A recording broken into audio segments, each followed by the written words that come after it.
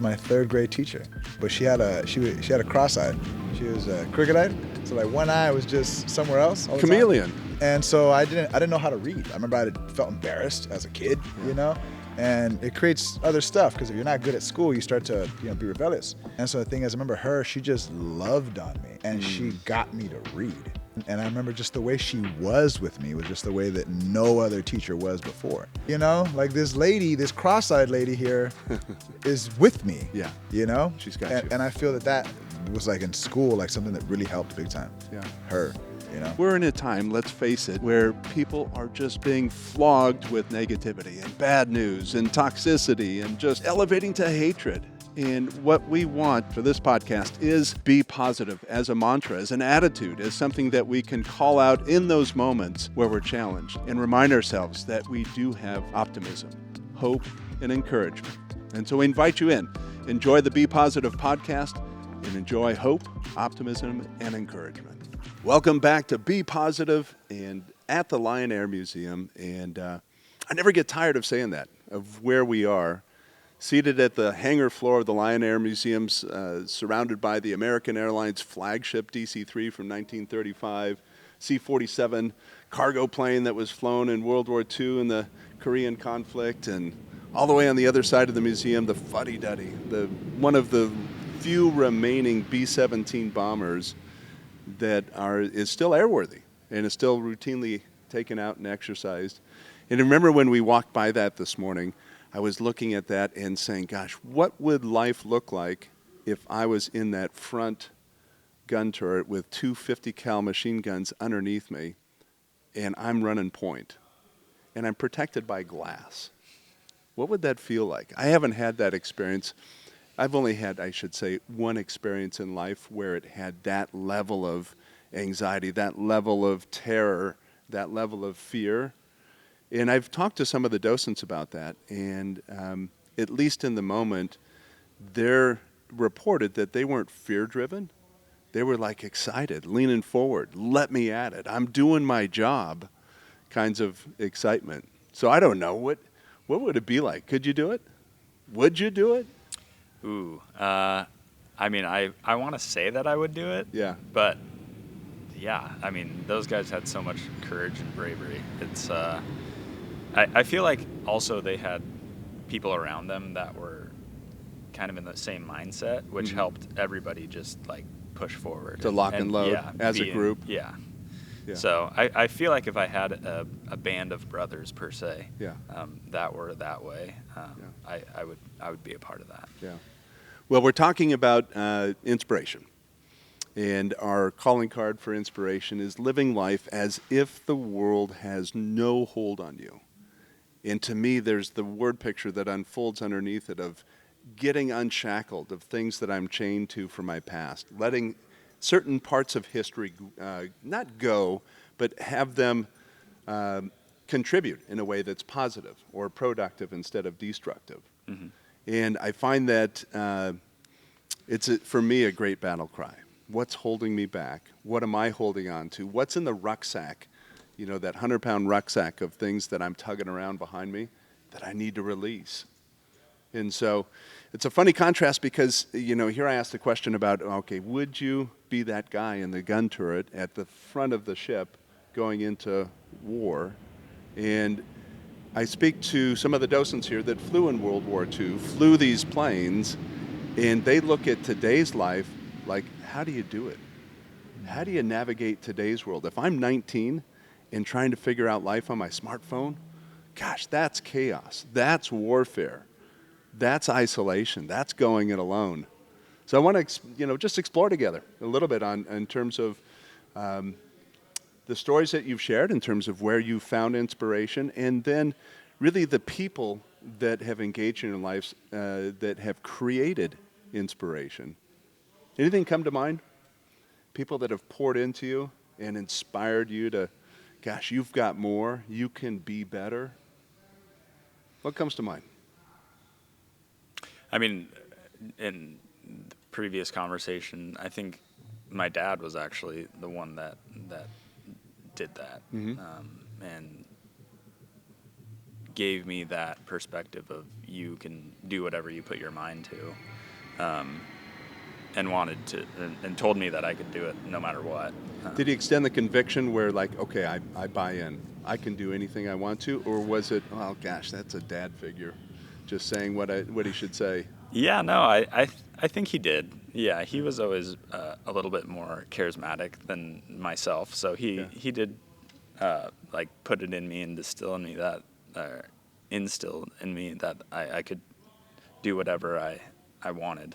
Yeah. Just with obviously hard work and dedication. Yeah. How about you, Carlos? Is there someone that you can think to that just poured into you? I always couch it what I experienced from coaches and mentors, men that surrounded me in life, and the 4 things that they would do. They'd lead, guide, direct, and then they would course correct when stupid found me. You know, when I just somehow, some way made that greatest decision. And then a little course correction was required. Who did that for you? Same. I thought my mom, just in general. I know we spoke on that last time, but my mom for sure, just big time. Yeah. I can just share a lot. But when you first asked the question, who came to mind was my 3rd grade teacher. Third grade teacher? Yeah. I don't remember her name, but she had a cross-eye.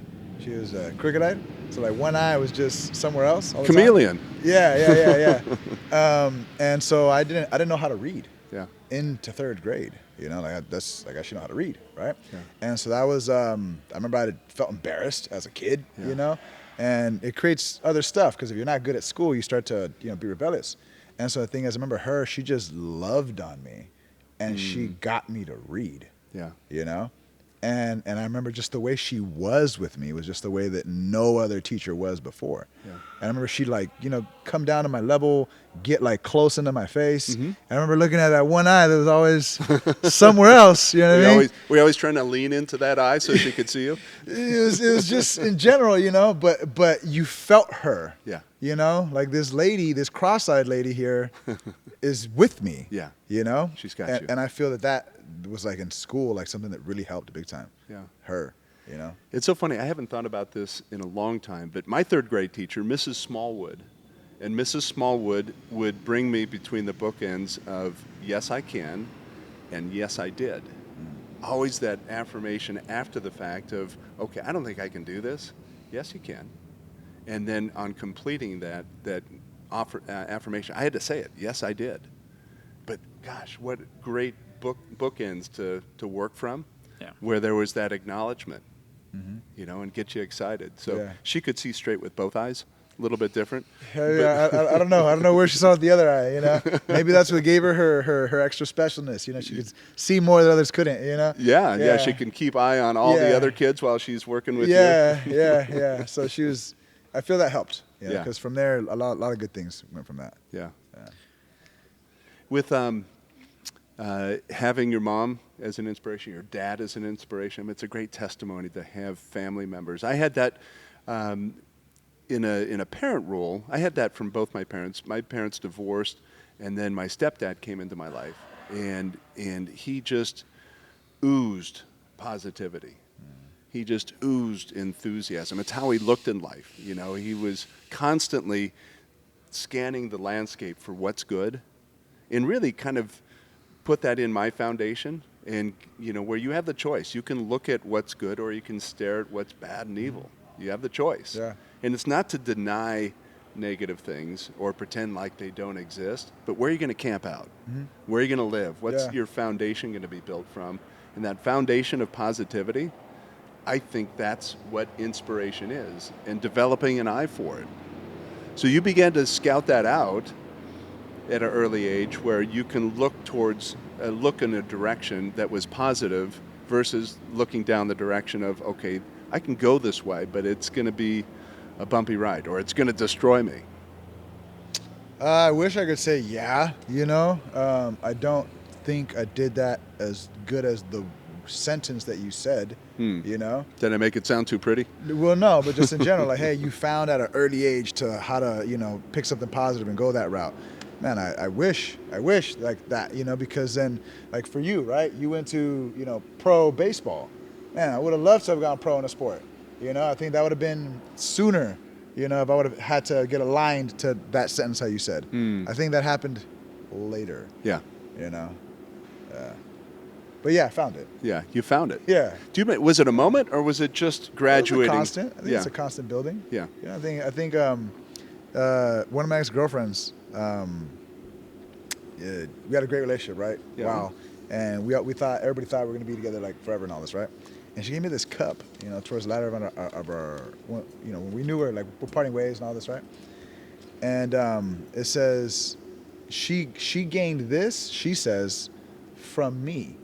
And so she wanted to give it back to me, like as like a goodness. And so it's this cup, and it says, life is not about finding yourself. Life is about creating yourself. Yeah. And so then how you say find it, I think we find information, but then we choose to create with it. Yeah. So. Yeah. Interesting parallel that just flashed in my mind. I've got at our feet here Harold the Sixth from Canine Companions, and he's finding his way. He's 6 months old now. I got him when he was 2 months old. Since then, that was January 5th. Since then, he's put on 41 pounds at just 6 months. I think he's going to be a beast, or maybe he was bred with a mountain lion when I look at his paws. But he doesn't know this, obviously, but he's being cultivated and raised with a purpose to be a service animal, and doesn't know where those aptitudes are. Those will be identified by the professional trainers. We just get him for the first 16 months, kind of clean up after him and make certain that he's doing certain things well enough. But when he goes into professional training, they identify where those aptitudes are, where those skill sets are, and then they point him in a direction.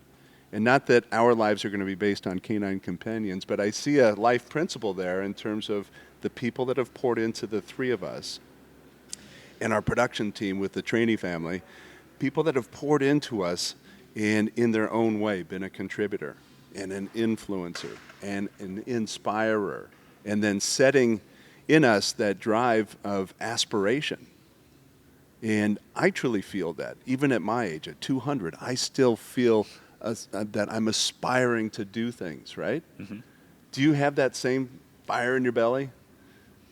Yeah, I think I do. I think that I don't know if I have it as much as I did when I was pursuing that goal of baseball. Mm-hmm. And maybe I am in a certain, like, not totally uninspired, but not also like extremely inspired to pursue You're that. in between on fire. Yeah. And then you're not certainly uninspired. I mean, you're achieving things, you're pursuing things. Yeah. But you don't see it as that single focus. I'm just locked and loaded. You used that term earlier. I'm locked on this. Yeah. Yeah. Yeah. So, I mean, I can't say for certain that I'm just on fire for everything. I think that for my faith, sure. But maybe not necessarily in other aspects of life. Yeah. I'm going to challenge you on that because you're married. Yes. How long you been married? 4 years in October. 4 years. She still kind of likes you. Thank you. Kind of. Yeah. And so in that aspiration, you want to go by Dad. Yeah. Now there's an aspiration that'll put fire in your belly. Yeah. Right? When you go, or maybe a little bit of that shock and awe. I know when our daughter was born, and I was driving home from the hospital, and I had this wave of fear wash over me because I was going like, I'm a dad, and I have no idea what I'm doing. What the heck? Mm-hmm. And there's no rewind button. Yeah. There's no, okay, I'm going to go back and school up. You're a dad in that moment, right? Yeah. But definitely. I think being dad is probably one of my biggest inspirations that I want to be able to pursue, obviously. So I think that is a big motivator now for me to get myself right and be able to hopefully one day put all that knowledge into somebody else. Just like you, Carlos. I mean, it's inspiring to be able to see Dad and giving his daughter such great wisdom at an early age. So it's awesome. And it's so fun for me to, here we're not longtime friends, right? We've met just this year. But I look at your role as a dad, and you are locked and loaded. And what you said about your 8-year-old, what's your daughter's name? Zafira. Zafira. And do you call her whole name, or is there a Yeah. nickname? Yeah. Zafira. Okay. So when you talk to her, A bunch of nicknames, by the way. yeah, I've had a bunch of nicknames. Side note, I'm going to come back to this, but when I turned pro in tennis, my stepdad said, "Oh, you've got to have a nickname, because that's going to grab media attention, and we got Hot Plate Williams, and we got Mookie, and we got this." And then he goes, "Oh, I've got it. We're going to call you Cornbread. Cornbread Nelson." And I'm going like, that is so awful that it's good. That is good. Yeah. It's so bad that it's good. And so Cornbread Nelson, Oh, it's stuck, huh? oh gosh, what's wrong with Viking or Thor or Yeah. some mighty, conqueror? Yeah. Cornbread. Anyway. But I see conviction in you when you talk about your little girl and the desire that you have and what you pour into her, where she has goals and mission and vision and aspirations at age 8, right? She's not just hanging down upside down on monkey bars. She's going like, "Hey, Pops, I got stuff to do. Let's go." Right? Do you see that in her? Yeah, her main thing is gymnastics, man. She really wants to be in gymnastics big time, big time, big time. Yeah. Yeah, so I just put her in different sports and whatever she likes the most, right? Yeah. But the thing is, the earliest sport you can play is gymnastics, just because there's not really soccer available to like 3, Yeah. Yeah. And then same thing with basketball. You got to be able to get the hoop up there, even if it's a smaller rim, Right. So that's like the order of how she likes sports. She's big on swimming, so we've always gotten swimming, but you don't really find like swimming teams, until you're like later, Yeah. So her main thing is gymnastics. That's what she likes the most. Yeah. And if she can, man, she'll just spend hours just gymnastics. Nice. Yeah. And she's fired up over Yeah. it. She wants to make the team. Yeah. She wants to make the team. That's awesome. We actually just did tryouts the other day. Seriously. Yeah. So she was we were there, and she was like, "Hey, can I ask how to make the team?" Because she saw the other like bigger girls doing other stuff and had more time, right? Right. And she's like, "Why is it so short? Why is my time so short?" And I'm like, "Well, that's your class. Well, they're still doing it, and they're here before us, and they're here after us." Yeah. And I was like, "Mama, they're on the team. Yeah. Well, how do I get on the team?" Yeah.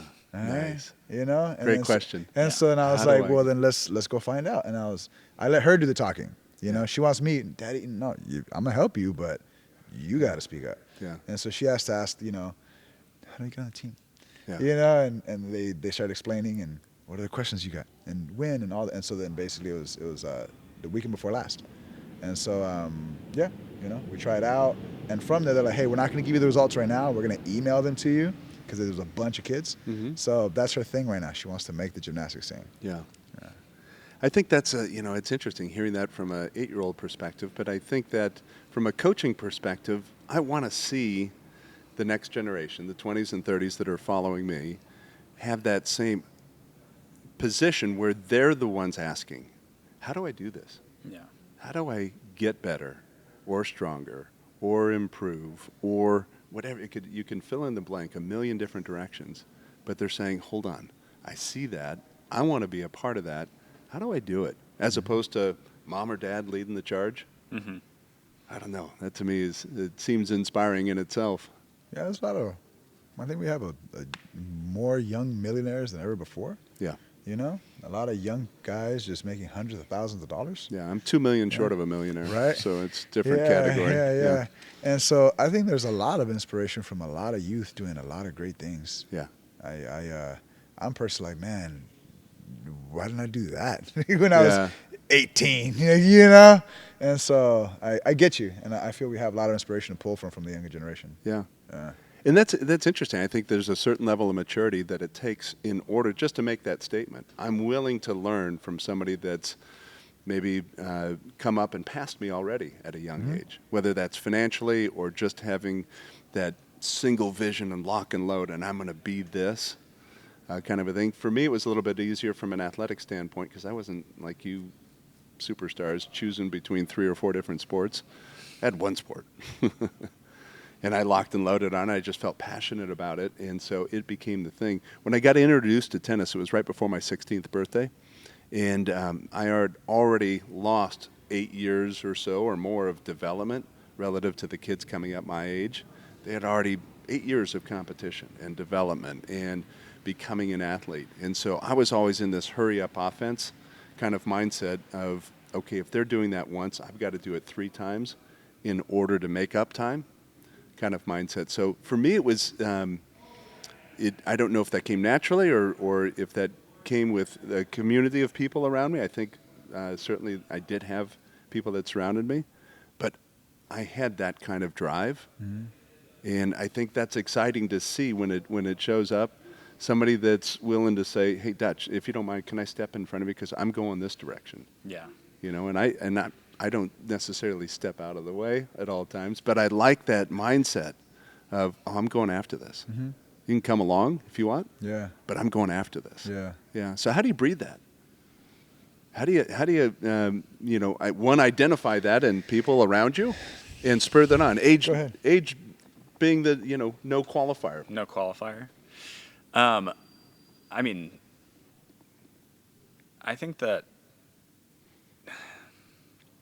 it's hard because we talked about me not necessarily being that super motivational. Like listening to you and Carlos's conversation, like I thought your conversation, you're kind of that inspiring, being able to kind of encourage people to follow their dreams type of things, or learn and build and do like that. And you have a lot of wise sayings. I don't necessarily see myself like that. Now, do I want to be that? Sure.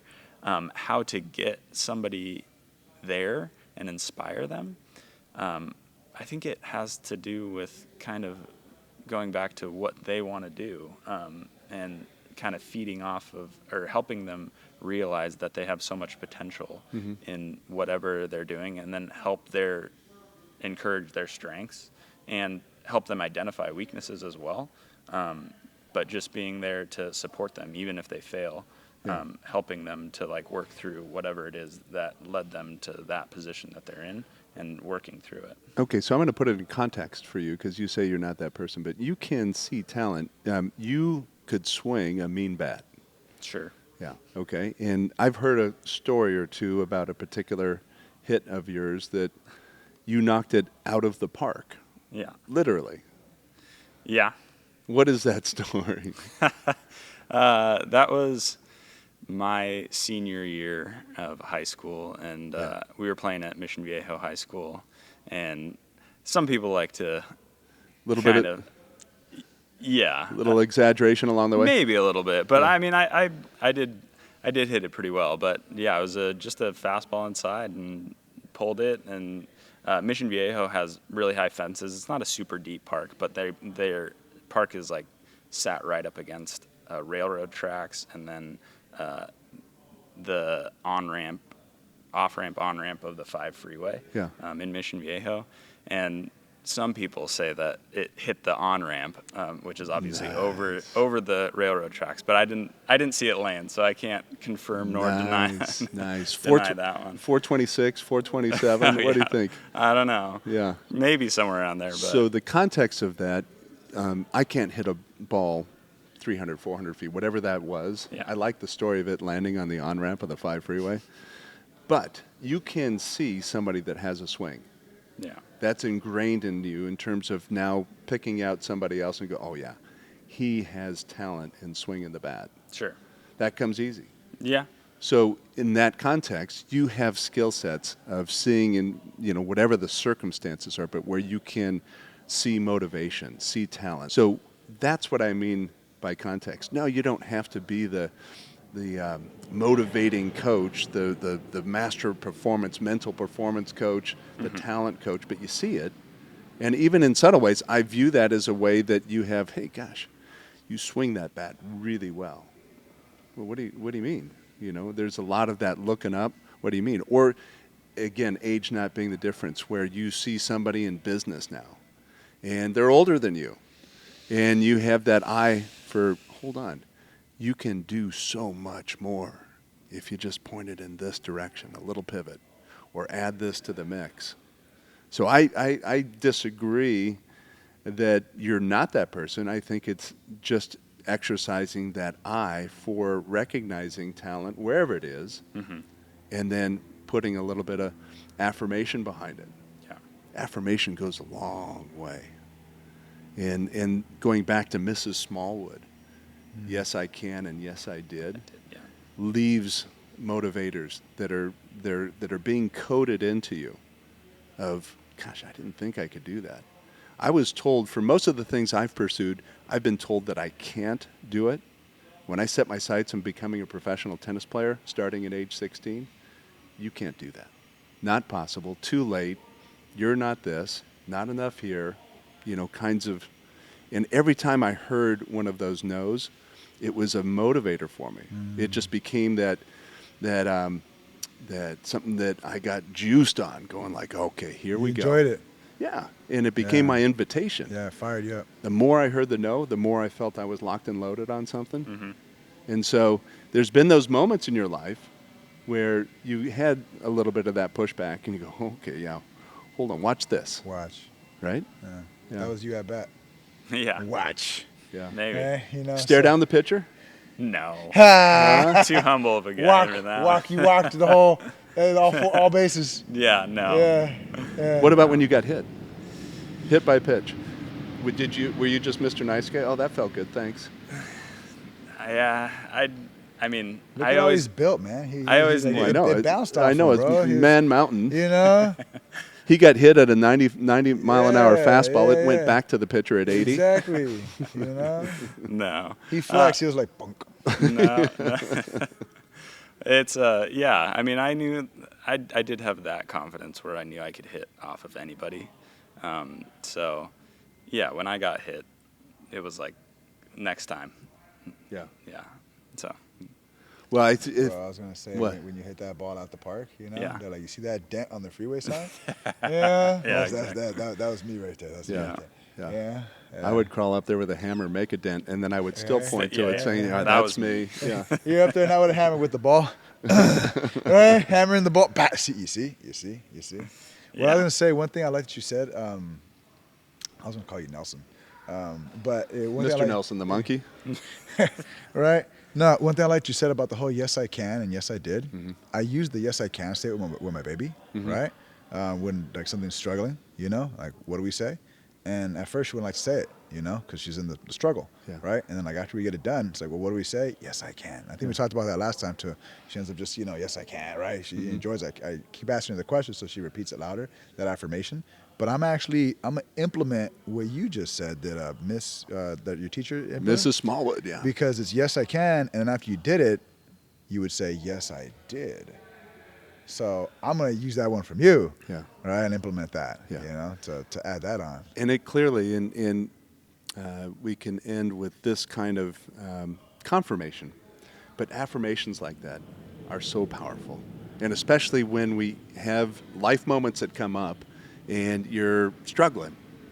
And not just the yes I can and yes I did, but that perspective of how we're viewed in the world from a faith base, where you're treasured, you're chosen, you're precious. You probably don't get those words. I don't get those words a lot. There's not a lot of people in my life walking around saying, "Oh, Nelson, you're precious." I get you think you're precious, and you're like, don't that's you? exactly the word I wanted to hear. Yeah. But think about how all of those affirmations fill you up and reignite or ignite that fire in your belly and get you fired up and give you that conviction. Okay, bit by bit, here I go. Nothing's getting in my way. Can I speak to the question that you asked? Yes, you can. Right, you're like about like young generations and how do you make that happen and how do you breed that, right? Yeah. That was your question. How do you breed that, right? Right. Well, for one, right, I think thanks, to you having us here today. I had no clue, right, that we'd, be in a air museum, right? Just in general, prior to last week, right? When we're podcasting, so great to be here. And we were talking about it a bit when you were giving us the tour. So I feel that, how do you breed that? I think exactly with like where we're at, we get to pay a big tribute, because the reality is America works. God just wins, right? It's like thanks to the military, we're able to chill right here. Yeah. Right? Like, what are we doing? And where is this going on the internet? And like what you guys have as gear and so on, and we're watching planes take off. We're enjoying this right now, not worried about dying. Yeah. Thanks to those who were using these airplanes before us. And they kept their faith. and they made it happen, right? Great So I personally feel that America works. Obviously, we're not perfect. Nowhere is perfect, right? But Elon Musk talks about it. He's like, hey, after the world wars, like they went back and helped rebuild the countries. He's like, other civilizations prior to didn't do that, right? He's like, they went back and helped.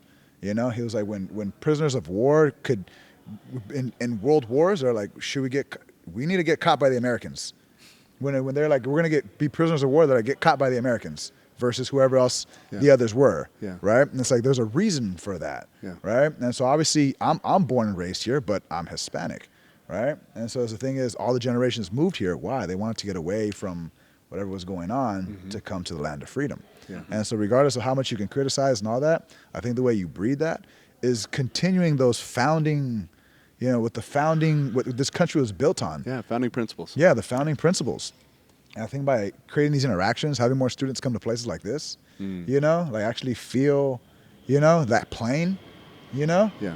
I think that's how you continue to breed it. Do what the founding principles are. Keep repeating that. And I think because that has happened, they've created the ability so that, more people can go into professional sports. They've created the ability so that a bunch of, creating their own business, in their young 19s, 20s, right? Right. And how you said we're 2 million short of all the young millionaires who are in their early 20s, right?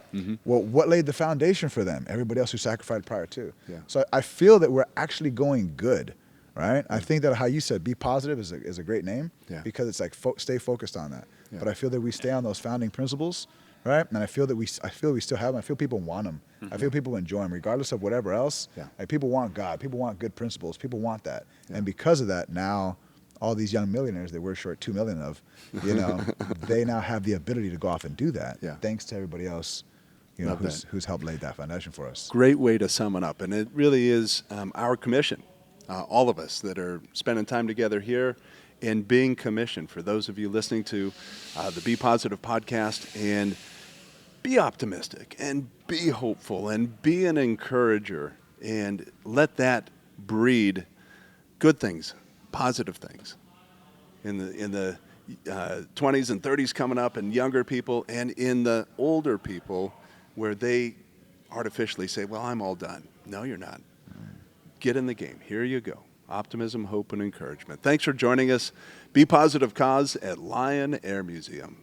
Thanks for joining us on the BePositive podcast. You can find us at YouTube, Spotify, Apple, on social media at BePositive Cause, or at our website, bepositive.life. This is the home of optimism, hope, and encouragement. We invite you to join us and become an ambassador of optimism.